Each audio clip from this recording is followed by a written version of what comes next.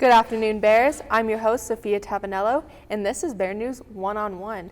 Today, I am joined by UNC Police Chief Aaron Carmichael. How are you doing today, sir? Good. Thanks for having me. Thank you for joining us today. I am ready to kind of dig into your brain and learn some new things today. All right. Well, let's give it a shot. All right. So we've heard you've had an interesting background before becoming a police officer. Can you tell us a little bit about that? Sure. Probably the biggest message or takeaway from what we'll do and talk about today is you don't have to have everything figured out. I certainly didn't. The college that I went to, I really was going to play basketball, and that was pretty much my whole focus. I went through higher level biology courses in high school, and I thought, okay, I'm going to do medical school, but most of them play basketball. Then after my first semester, my GPA was 0.7, so it was not good. The challenges, responsibilities of adulthood was too much for young Aaron, and so had to do some soul searching and figure some things out. Stayed with the biology, ended up with a degree in biology, human anatomy focus, and at the time, at least back in the old days, I know everybody here is so young, but in the olden days, we had nothing was electronic, no social media, so there was a board outside the financial aid office with student employment opportunities. On that board was pinned a piece of paper from the local funeral home owner saying, hey, I need some help, somebody to mow the yard at the funeral home and wash the hearse and the limousine. I didn't think it was that big a deal to do that. Some people were creeped out by it, but what a big deal to me. And it was big money at the time. It was like $15 an hour, and that was huge money back in the 90s. Oh, that was big money. So did that, and as I continued to work, and as my biology degree, as I finished that up, it really kind of fit with where I was aiming for in my coursework. Just kind of worked my way more and more into that business. The gentleman who owned it asked for help. He's like, hey, I know you're doing this, but can you help me with funerals and pass out the pamphlets and kind of help? And he bought me a suit, and so I started helping there, and that's where I thought I was going to go. So after I graduated, I was headed to mortuary school. I was either going to go to Kansas City to mortuary school, or we found actually at the time, and my wife's family is from Greeley. We found out that at least at that time, you didn't have to have a certification or a license to work in a funeral home. So we went that direction, moved out here to Greeley, and began working in the funeral home here in town. Did that for a couple years, and but it just wasn't my calling. There are great people in that industry. There are lots of people who have a servant heart and care about people. But it just didn't feel like it fit me as far as it the wasn't type your calling. No, and just not the type of. There's some sales involved in it, which is totally fine. It's a part of the business. I just could not get past that for myself about needing to try and sell to be able to make a decent paycheck. So jumped out of that, kind of floundered for a bit. Actually, for that year between law enforcement and funeral home, I went back to a job I did kind of on the side in college, which is radio. So I did. I was actually the morning show host for a radio station here in town. I mean, welcome back to a studio, I guess. Right. So wasn't as fancy. I've got a face for radio, so this is way out of my element. But so I did that for a year. But that really, unless you're there's a term called syndication. At least at the time, that's what you were always looking for to be able to be on multiple radio stations across the entire country, and for every radio station you were on, you get paid a little more. So if you get enough stations, you actually can come out with a pretty decent paycheck. I was nowhere near that talented.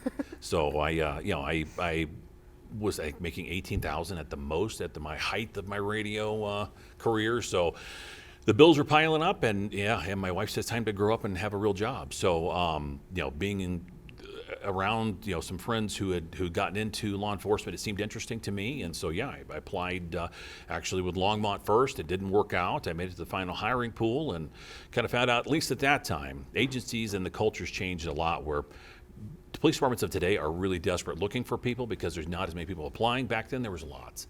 So to really get where I wanted to go, I needed to go to a police academy, which I did. I put myself through academy at Red Rocks Community College and went through that semester of police academy. Then got out and had 3 different job offers upon graduation in Inglewood, Estes Park, and Arvada. And to me, I just took the easiest drive to Arvada. At least that way. Drive does make it. It does. I couldn't imagine trying to drive up that canyon to Estes Park. Even though Estes Park's awesome. I'd love to work It's so there. pretty, but it's a long drive. Right. It's a very long Yeah, day. up that canyon, trying to get there on late shift and back home afterwards. So, yeah, I was in Arvada for about a year and a half, and had started applying with Greeley and Loveland, and Greeley was just faster with the process, and ended up there for for about 2 decades. Oh, wow. Yeah. That's a long career. Right. So again, you don't have, I really thought I was going to be one thing, and turns out I'm doing something completely different. But that's a journey. Everybody's got, it's unique. I mean, it definitely works out. When I was younger, I wanted to be a professional soccer player. Yeah. I was, doing all the ID camps. I was traveling all the time. And then senior year of high school started, and I was like, I want to be a journalist. There you go. Completely changed it what I was Nice. doing. So Yeah. I think changing careers sometimes can be definitely for the best. Right. You know? It takes everybody. Everybody's path is different. It took me a long time to figure out what I wanted to be when I grew up, and I'm not even sure I'm growing up yet. I'm just Are any of us really? yeah, doing my best to pretend I'm an adult. I mean, kids at heart. Right. Yeah. What is your journey as a police officer? From when you started to now? Right. So I've been all over the place. Fortunately with Greeley, in Arvada I was a patrol officer, and spent the year and a half doing that on a couple different shifts in Arvada. At Greeley, though, Greeley is bigger and has a bunch of different opportunities as far as what you can do within police work. I started off as a patrol officer, which everybody does. Somebody brand new doesn't come in and begin as a detective day one. Don't become a commander day one. You have to learn all the steps. You start at to the it. beginning, and when that's patrol. So I did that for a couple years. Then I I was selected to go to the drug task force. So I did undercover work for 5.5 years. Did you like it? It's a lot of fun. Showing up in t-shirt and shorts for work, and I had a goatee down to here and big diamond stud earrings and my backwards hat. In terms of undercover work, because Yeah. I watch a lot of cop shows, and do you have to get in outfits, hairdos, glasses, like that kind of get up, or is that a little more exaggerated? You could take it as far as you want. When I first entered that unit, I went and got my ears pierced, which I'd never had before, and like I said, had the long goatee, and it was fun to do that. But really, it's not like TV in the sense of, once the money comes out, because I've bought. I'm sure probably I shouldn't say this on TV, but I've bought lots and lots of drugs. Once the money comes out, nobody really cares anymore about your background or who you're supposed to be. It really is a transaction, and it's as long as they're getting what they're looking for as far as their money, and they don't look real close. So it's not a lot. There are some things about it that it probably does resemble some of the TV shows you've seen, but in this case, it would be arranged meeting with somebody in the parking lot of a grocery store, and I park and they park, and then they come get in the car with me, and they brought along what they're needing to sell me, and I brought along the money, and and we make the transaction, and then they go on their way and I go on my way. How long would you have to be undercover for something? Well, the assignment at the time in the drug task force in Weld County is 5 years. So I did it I came in a little early because of some early rotation by a different officer. So I got to spend the last 6 months of that officer shift plus 5 years more. So it was a great time. Lots of not safe for work stories as far as the things that we had to get into and things that we had to do that just, but it was a lot of fun. It's a fascinating position to be on the front end. Police officers are so often reacting to crime. Something has happened and now we go deal with it. Whereas in the drug task force world, everything was on the front end, trying to cultivate sources of information to be able to find someone who was involved in this illicit enterprise, and then working your way into that organization, building trust, trying to figure out how, and then arresting that person, and then taking that person and getting their information and trying to introduce them to their bigger fish, who's their supplier, and keep working your way up the chain to try to take to make an impact on criminal organizations. Yeah. And so after you got out of the undercover work, what did you end up doing? Yeah, so it's a rotation assignment. So it was only 5 years. After that, I went back to patrol because that's generally where you go. At least in Greeley, we had the rule, which we've instituted here at UNC as well, that you go back to the street for a year as a patrol officer to reacquaint yourself with how the police department works and the service aspect. But then after that, I got promoted to sergeant, so I became a patrol supervisor. And lots of as a supervisor, you're responsible not necessarily for the hands-on activity, but in Greeley, so much was going on that you're not you were able to get involved with a lot of stuff, and many times the supervisor is the first one there, just because they're not tied to a specific sector of the city. As far as at Greeley at the time there were 4 primary sectors, really kind of dividing north, west, east, and south. And as a sergeant, I went everywhere. So there were lots of times that it happened to be close to something, and the officers that are responding are a little ways out, and I was there first. So did that for a couple years, then moved to detective. So I was a detective sergeant. I was in charge of the property crime unit. So, dealing with things like stolen cars or car break-ins or burglaries, things like that. We also, for me, having been through the task force, I'm kind of always wired to how do we prevent it from happening, not just how do we react to it. So we started instituting some of the things that we would do in the task force, which was fairly successful. We call bait programs. So we would like one of the best ones we had a generator that we put in the back of a vehicle, back of a truck, and park it somewhere, and we'd sit and watch that truck. And sure enough, somebody would be rolling by, and you'd see the car drive by, and then they'd circle around again, and then sure enough, somebody pop out, grab that thing, throw it in the back of their car, and they were peeling out of the parking lot. What they didn't know is we had a tracker installed inside that generator, so we would follow them around to wherever they were going, and then, jump out and say, boo, here we are, we're here to arrest you. I bet that was pretty fun. They were. Kind of like a stakeout in a right. way. Yeah, it was fun, and it did remind me of task force days, because a lot of people think that task force is really built on just that transaction, but really the behind the scenes work is really what we did most of the time. One of the things I really was good at was surveillance, so rolling surveillance. If I need to follow a car, how to blend in with other traffic, how to drive. How do you do that? Because I get paranoid if someone's taking the same exit I am. Mm-hmm. So how do you make sure they don't freak out that someone is following them? Well, it really takes a team, a team of officers in different cars to try to make sure you don't heat up, what we say, heat up or raise someone's suspicions.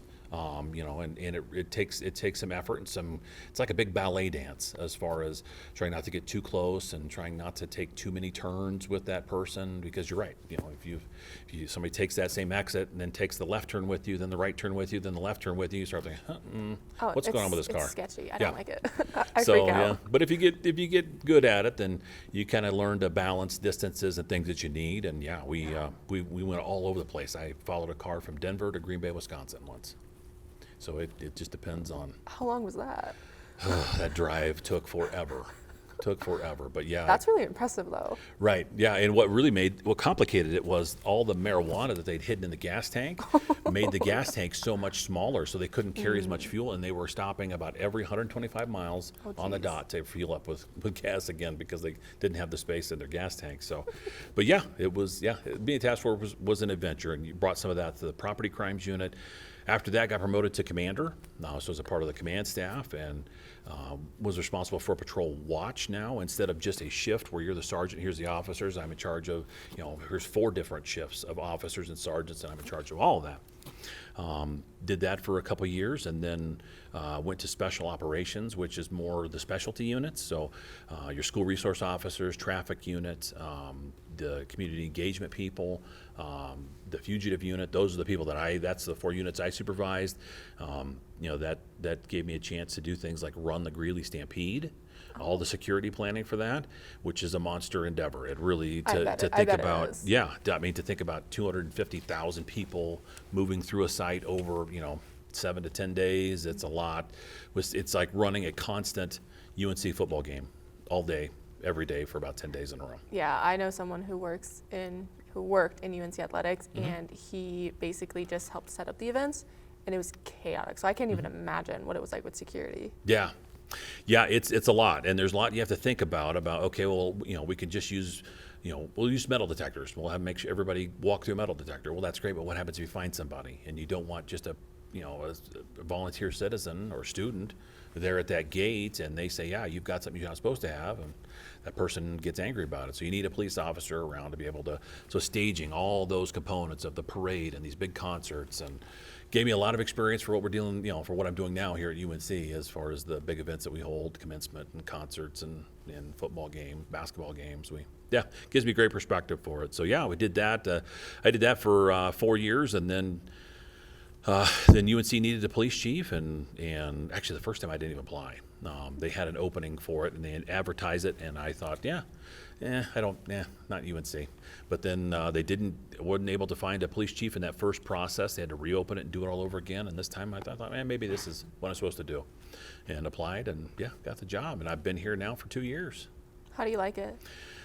I really like it. So I'll be honest with you. It's a different pace, which I really like. At Greeley, it was go all the time. Even as a commander, I'd be woken up in the middle of the night for big stuff. UNC is a very safe campus, and I know that there are times that it may be dark on this pathway walking from this building to that building, or you're worried about things in the parking lot. It's really not. From somebody who did policing in this city for the last 20 some years. And I can't figure out why. All throughout my career at Greeley, I was never on campus. I take that back. I came on campus one time because somebody had crawled up in the rafters at Butler Hancock, in the Bank of Colorado Arena, and I just wanted to see how UNC was handling it because they couldn't immediately get the guy down. So that would be pretty difficult. I mean, just looking up and right, they did a lot of persuading and a lot of begging and pleading for the guy, and he eventually did come down. But UNC is a very safe environment in the middle of the city. I don't know if there's an invisible moat with alligators around it somewhere. I haven't found yet because we just never see things from in the city come onto campus. That's really nice, though. It's a very safe environment. Yeah, I think the scariest thing I've ever seen on campus was a bat in South Hall. Yeah. I think that was about it. It's freaky, but you know what? He was just gonna let it be. Yeah. Nature. Yeah, no, that's definitely nice that our campus is so safe. I bet that's really reassuring to a lot of students and families, and even you guys. Right. Yeah, and you could take it from me. I've seen it. I've seen in police work. I've seen everything that there is to see. The bad things, and UNC has no worries. I mean, I kind of jokingly tell people, that's it. That's all we're dealing with today. Well, that's the worst thing that happens to us today. We have no worries at all. So it's a very safe campus. It's a great place to be. I have no concern about anybody walking anywhere on campus at any time of day or night. It's a very safe place. That's really nice to know. As a student, that's definitely something very comforting. And I'm sure even everyone here in the studio is having that sense of comfort as well. So, thank you for that reassurance. Yeah. And if you ever do feel like you need, if something is bothering you as far as you feel a little concerned about going from here to there, we offer, to walk you safely to wherever you want to go. I mean, we have student rovers that do it, or we'll do it. If you need to get from wherever, Ross to South, and let us know. We'll come meet you at Ross and walk you all the way over to South. Not a big deal. Or from South to, Fraser. We'll go all over. Doesn't matter. Awesome. We're here to help you out however we can. Well, thank you for that. How is it different, being the UNC police chief versus being in the Greeley Police Department? Right. So some of that is in line with what I've said. It's the thankfully, we're blessed that we don't have at UNC. It's just not even the same ballpark of what Greeley's got going on. And Greeley's it's not a bad place. It's not out of character or an outlier to what you see in other cities around the state. But Greeley's got some significant crime issues that come up every once in a while to deal with. So I guess what I would describe as their floor and their ceiling is so much wider. UNC's really a narrow window of things, mostly related to property crime or quality of life issues. We've had some issues in J-Lot that we're combating and working on. We have officers now that are assigned to be in J-Lot every night. It's always J-Lot. It's hard. It's an 11-acre parking lot that holds a lot of cars. But the problems that we're experiencing at UNC they're not unique. Everywhere. Colorado, at the last I was told, is the second leading state in the nation for auto theft. Kias and Hyundais nationally are an issue. That's my car. Yeah. That's my car. My car is right in that most stolen, the 2002 Honda Accord. Yeah, I gotta keep a steering wheel lock on her. Which the university offers. Go get one. They'll give them to you for free. Just head over to Parking Services. They do work very well. Head to Parking Services. They'll give you one for free. Just like the bike locks are working on now to give those to students for free. It's those kinds of things, and that's really what I focused on is how do I make sure that students, feel totally at peace about being on campus, that everything that they have, not just, I'm not necessarily worried that a student feels they're going to be the victim of a person's interpersonal violence. That's not generally what I think would be on the student's mind. It's mostly, I'm going to leave my car parked in the parking lot and I'm headed to my residence hall. I'm asleep for the night. Is it going to be intact when I get out there in the morning? That's really what my focus is how do we bring that reassurance to the students that we're out there, we're working on it, we're always with new strategies, new cameras, working on a new gate that we're going to put in J Lot to lock it off to where you can't use the 24th Street entrance. Is that that one where you can't like turn into like that side road in the back? Yeah, so it's on the very south side, and it goes out that street light that's all the way at the back end on the south end. Working on a strategy to close that every night, just because it's an attractive entrance for people rolling around in the middle of the night. It's easy entrance, easy exit. But our officers are, we're working on getting a gate installed that our officers will close 10 to 11 p.m. every night and reopen about 4 or 5 in the morning every morning. To make that way everybody has to come in through 23rd Street. It's a little more cumbersome. It's not nearly as quick to get into that lot as you might like, but by doing that, then we force people to pass in front of cameras that we have installed all over the place on that side of the parking lot, and it makes it less attractive. If you're a person with some criminal intention, then it makes it much less attractive to be, here's an easy entrance, I can get in, an easy exit, I can get out. Now I've actually got to snake my way through the parking lot and get in, and it makes more exposure and crime less attractive. Yeah. Oh, that gate sounds awesome. When do you think that would be up? We're working on it right now. I'm guessing we're going to have it installed over the summer to be ready for fall semester. It will be one of those things that takes some education, programs like this, emails, and working with Residence Life to try to make sure we get that information out. Officers will carry an additional sandwich board sign that we're gonna put out on 11th Avenue saying, hey, don't turn in here, it's closed. Use this other entrance. That'll be going along with it to try to educate people, but I'm hoping it'll all be installed by fall semester. That'll be pretty cool to see. I got one more year here, so I can't wait to see it. Yeah, I know it's a little bit of inconvenience and a headache, and I wish it weren't the case, but I do think that blocking off that entrance makes it less appealing for those people that are moving around. In the bigger perspective, I think it will definitely help students, especially in J-Lot. Right. So if we do that, and by crime statistics, we know that most of our crimes have been occurring after about 10:30 at night until about 3 in the morning, and now we have officers specifically assigned to patrol that lot. So between 10 and midnight, you're going to see an officer in that parking lot with their overhead lights on. The lights will be flashing on that police car as they're driving in and around that parking lot. So you can see them, that students can see them. Most importantly, so that anybody with that's up to no good can see them, that there's security's in that parking lot. After midnight, they go dark. So they're going to be hiding in the parking lot. And we've had some success. We have found people in the parking lot that we have confronted, even some that we've chased. That ran from us, and we run after them. So it works. Yeah, we do. So I'd ask for a little patience, because then that on the other side of that is obviously we don't want to get in the way of somebody who's a student here and has business here and is on their. But if we see somebody walking at 1:30 in the morning, we're probably going to say hi. It's a little suspicious. Right. Well, not necessarily suspicious, but officers can have consensual contacts where you say, hi, how are you? I'm Officer so-and-so. Can I talk to you for a second? Yeah. And to see who they are and what they're doing, and if we can make sure that everybody who's in the parking lot, especially during overnight hours, has business here, then that makes it better for us. That way we know nothing's going to happen tonight because we've checked out the people and everything's okay. Yeah, and I definitely think having those connections with the students and just in a sense reassuring them late at night, like, hey, we are here, and I'm here to just make sure everything is okay. I think that will definitely help with this new transition with students. Right. And that's part of what we're working on. The part of my mission and the way I lead this police department, is trying to make that connection. My name's Aaron. I really don't care if anybody calls me Chief or Chief Carmichael. That's too formal. That's not what I want to be. My name's Aaron. Throw me the football as your guys are playing catch, or come. Let me sit down and have lunch with you in Holmes. I'd love to hang out with you. And I want people to know that police officers are just human beings like anybody else. Every one of us has been through this college journey, or at least have been in your shoes at some point, and can we want to help. We're not there to just be enforcers. That's not our role. That's not our calling. We want to be there to walk alongside people, help them out when they need it, and do the best we can to be partners in the journey.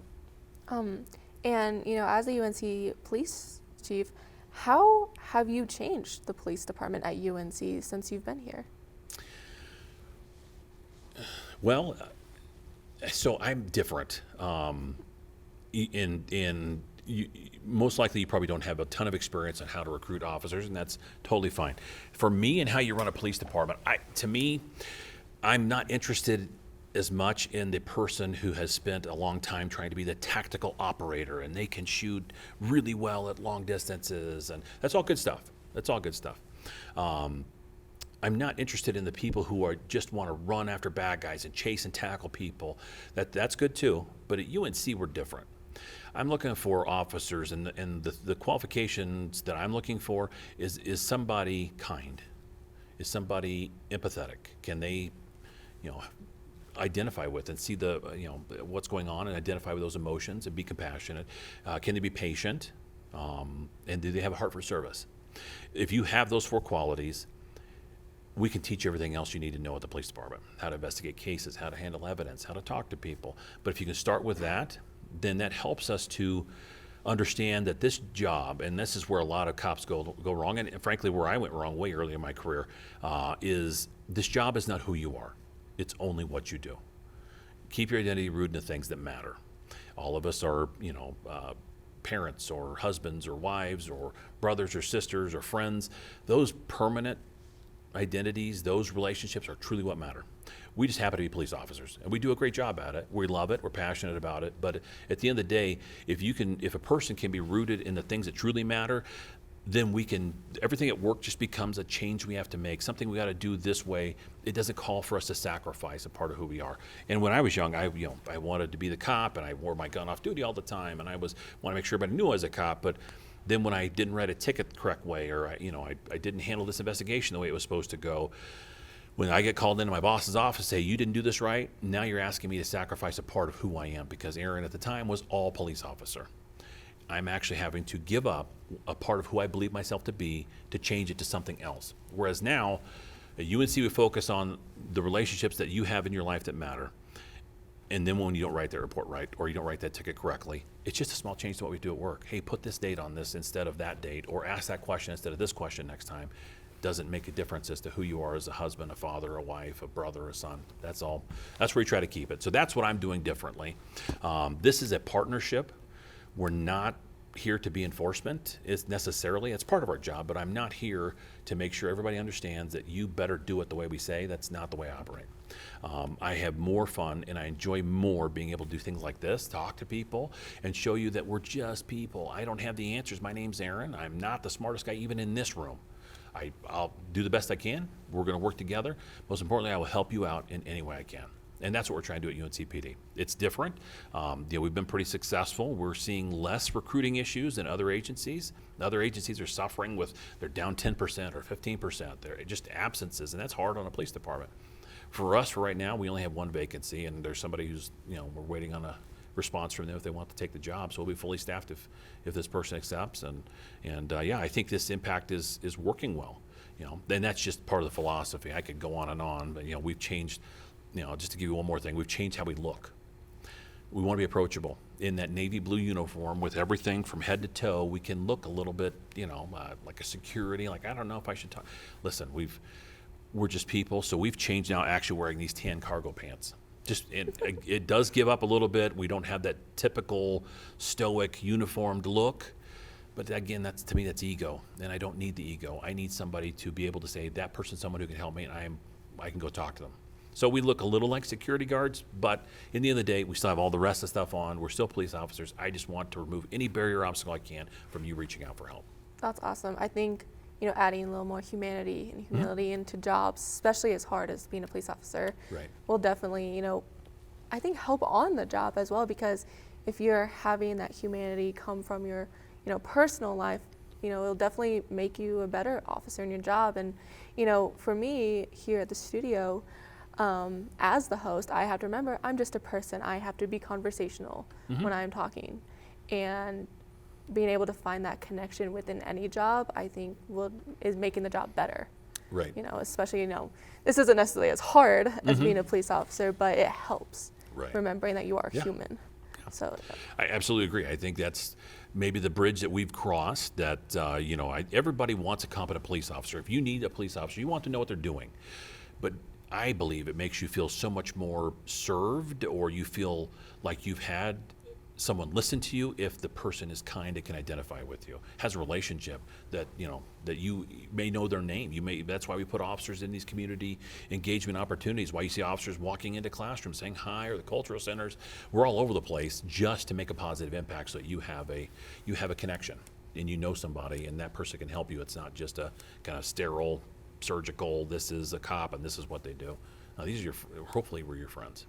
That's definitely reassuring for a student. And speaking about UNC's campus, what do you feel is the biggest problem on the campus from officer's perspective? Well, again, scale of things is totally different from where I came from. I'll be completely honest with you. This is probably going to make some of the President Feinstein cringe, and my boss, Vice President of Finance and Administration Dale Pratt cringe. But there are things that happen on campus, and again, I'm like, well, that's the worst thing that's happened today. But these are things that are important to campus, so certainly we want to give them attention. But I think probably as far as crime, our most frequent things we respond to crime-wise are property crimes, as far as somebody's car got broken into, or interpersonal violence, sex assault or dating violence, things like that. Those are probably the two, as far as crime types, that we go to the most. We are nowhere near as busy as Greeley. At Greeley, a typical year will, officers generate a case number for everything that they do, every interaction they go on. Greeley averages about 135,000 case numbers a year.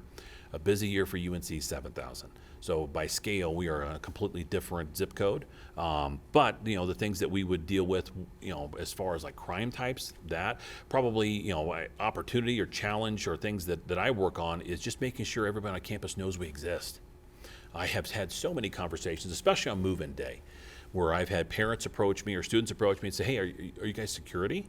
Are you guys Greeley PD campus unit? No, we are actually University of Northern Colorado Police Department. We have 18 police officers that are fully sworn police officers. We work 24 hours a day, every day of the year. Whether students are here or not, we're here covering the campus every day. So that's probably one of the bigger challenges I've faced, is just making sure everybody who is on campus or around campus knows that we exist. Awesome. So we've heard that you are a big advocate for police mental health. Why is that so important to have? Well, it's a hard topic. I think stereotypically for any person viewing a police officers run to danger when others are running away. We're supposed to be the heroes. We're supposed to be the ones you can't hurt. I think that stereotype has built its way, for decades now in law enforcement. But one of the things that police departments are really starting to recognize is that trauma affects everybody. And even though you may be trained to handle this and be able to disconnect emotionally from what you're seeing or what you're having to do or you're encountering, it takes a toll. Everybody's got a bucket of things that you start filling in there, traumatic experiences or moments, emotional things. And if you don't take that time to process and dump that bucket out in a healthy manner, it can overflow. I have been through things in my career that I've not told my wife about. I've been married to her for 26 years. Just because I still, even in my mind, I can't think about or talk about too much, because it bothers me still so much. So I think that the focus that has been of a somewhat recent development is on officer mental health, and I think it's smart. I think we need to do things. We're working on now at UNC PD to try and find a way to get an annual mental health assessment for every officer that works for us, to give us a baseline, to even know, if we see a change in behavior, is that unusual or is it outside the norm for what this officer may be doing the rest of the year? So having that, we already have a department psychologist available, so when we have an issue, we can send people to that psychologist. Officers are required to go there if there's ever an officer-involved shooting. That's part of the requirement to being able to return to duty, is an assessment. We put everybody through a psychological exam as a part of the entrance requirement to even become a police officer. So I think we can figure out better resources, better help to supplement what the officers go through to help them process in a more healthy way, I think we'll end up with better humans that can be better servants. And that's really what we're about, is trying to be servants. I don't want anything to get in the way of that. And sometimes you can have triggering events that happen completely unrelated to something that you're in right now because of something that you went through 3 years ago or longer. So trying to make sure that we do our best we can to serve every officer in a way that helps them enables them to be the best servant that they can be. That's awesome. It's nice that knowing that you guys are also provided for. You provide for the community, but you are also provided for. Right. So that's definitely extremely important, I think, especially for being a police officer. What do you think are the biggest problems within the police department, and how should it be addressed? The biggest problems within UNCPD, or you mean nationally? Both. Okay. Well, right now within UNCPD, I think anytime what I'm doing, honestly, and this is maybe a peek into the world that maybe more than you're looking for this afternoon, but what I'm trying to do is different. It's different than what I was raised in a police environment in Arvada or Greeley. That change is not always comfortable to people. So we are still trying to right size the department and get the right people in the right seats on the bus. That takes time. It's not always easy. It takes administrative courage to be able to have some of those crucial conversations that are not hard. They're not easy to deal with. To have these conversations where you have to tell somebody you're probably not in the right seat on our bus. We either need you to move seats, or we may need you to get out the bus entirely. So as we move this direction, trying to get UNCPD to be what it should be or could be for this university, is taking some of that. That's some of the problems. Like anything, UNCPD is a smaller agency. Greeley's got 160 cops, and UNC's got 18. So there's some things that make Greeley more attractive to other officers who may be looking for a job. So fortunately, we've been pretty lucky in recruitment to grab individuals who've we fill a niche that gives us some uniqueness that other officers who've been doing this for a while may want to change in how they police. But as far as grabbing new young people, this is not really the agency for brand new people out of academy. They like to drive cars fast and they go chase bad guys. That's not what we do at UNC. Yep. We can, but it's just not what we do for our job day to day. So those are some of the challenges, trying to remain competitive as far as pay in the marketplace. And still trying to obtain all the necessary equipment, and make sure everybody's trained in an ongoing career development manner. There's lots of challenges we're still working on as far as making UNCPD the best version of itself it can be. Awesome. So that is it for my questions today. Is there anything you would like to add that maybe we didn't discuss, or you would like to touch back more on? Well, we have 18 cops and 7 dispatchers. We run a full-time dispatching center as well. We're available 24 hours a day. If you want to walk into Gray Hall, you'll find somebody at the window every hour of the day. With that, we have lots of folks who care about you, who will do anything we can. We'll bend over backwards and wear ourselves out to try to find a way to help. What I would invite everyone to do is, if you want to know more about us, stop by. I'm happy to show you the inside of Gray Hall. It's named after the first president of UNC. It was built like in 1913 as the Women's Student Union. It's got all kinds of crazy wood paneling inside. It doesn't look like a police department. It's an academic building. I've been inside of it. It's definitely very unique. It is, isn't it? When you walk inside, it's pretty cool. Yeah, crazy wood paneling all over the ceiling and the walls. It's a unique building, but most importantly, there are no secrets here. I'm happy to show anybody anything about UNCPD. We want to be there for you when you need us in however way we can. And I'm working hard as I can to break down any barrier of that traditional police role. I don't walk around making sure everybody addresses me by the correct title. I don't care. It's just a part of what I do. I'm very passionate about it. I'm Aaron, though. If you ever see me, say, hi, Aaron, and I will turn around and talk to you for a bit, and however I can help you, I will. But that's what we're trying to do at UNCPD, and that's where we're trying to be different. Awesome. Well, thank you so much for joining us here at Bear News today, and it was great talking to you, and really, you're going to get to pick your brain about some things. I really enjoyed it. Yeah, thank you for having me. This has been a lot of fun. Well, that covers it for today, Bears. For Bear News One-on-One, I'm your host, Sophia Tavanello, and thank you to UNC Police Chief, Mr. Aaron Carmichael, for joining us today.